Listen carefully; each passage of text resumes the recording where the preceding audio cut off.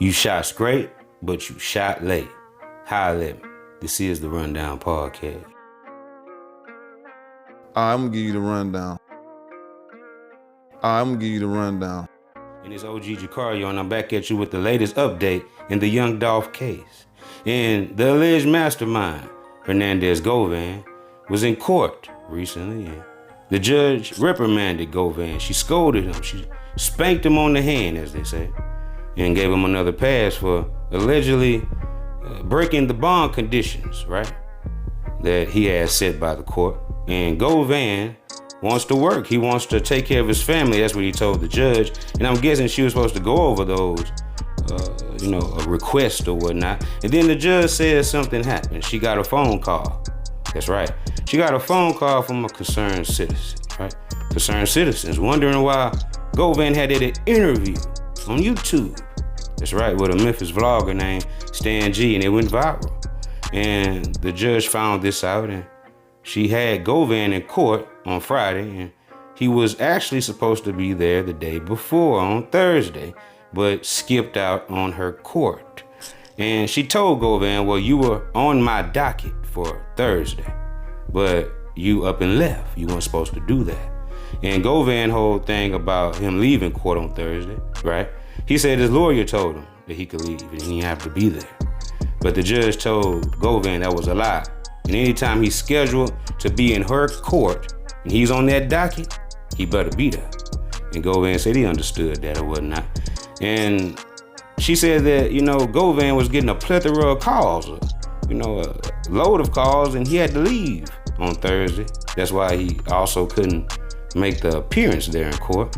So what kind of calls was Govan getting, right? I mean, what was he, going through at that time personally that affected him that he couldn't be in court, because he claimed that his lawyer said he didn't have to be there. But the judge gave a reason that Govan said he wasn't able to be present in the courtroom. But he actually showed up to the court and left.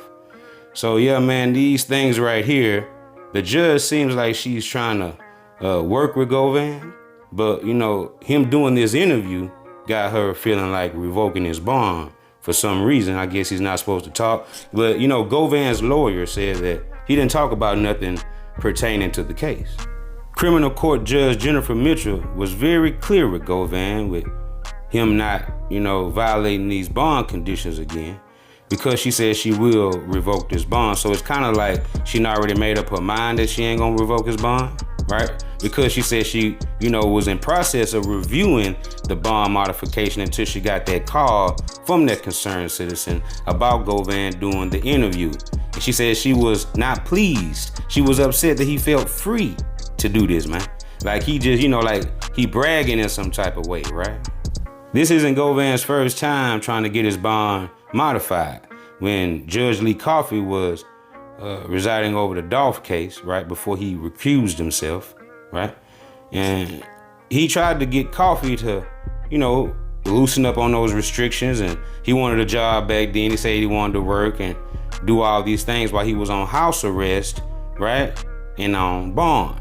But that never happened, right? Because Coffey found evidence of Hernandez Govan taking trips outside of Shelby County while he was on house arrest, but the bond never got revoked.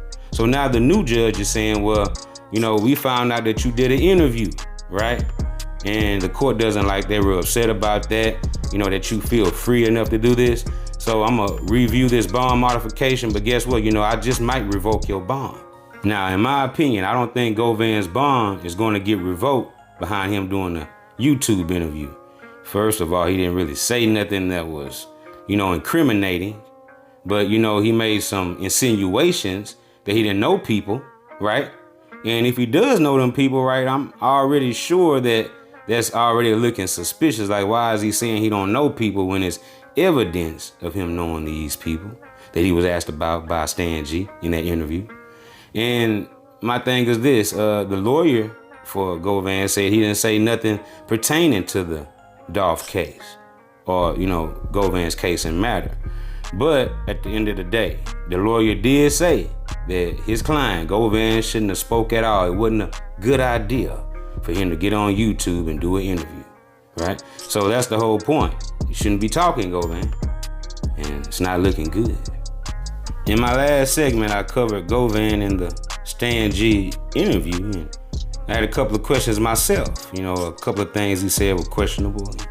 Why would he even bring up? A couple of things he said in that interview were beyond me. But, they're claiming that he didn't say anything incriminating, right? But, he did talk about the cookie shop, and he didn't want to answer anything pertaining to CMG and Yo Gotti, or Big Juke, for that matter. So will Judge Jennifer Mitchell revoke the bond of Hernandez Govan for doing this interview on YouTube? We'll just have to wait and see, right?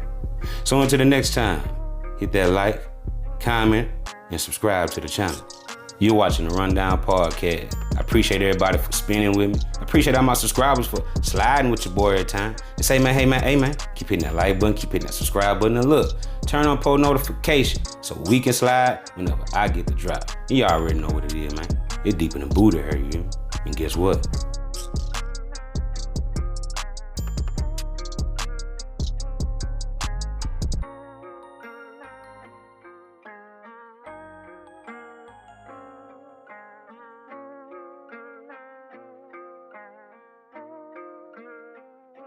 I'm gone.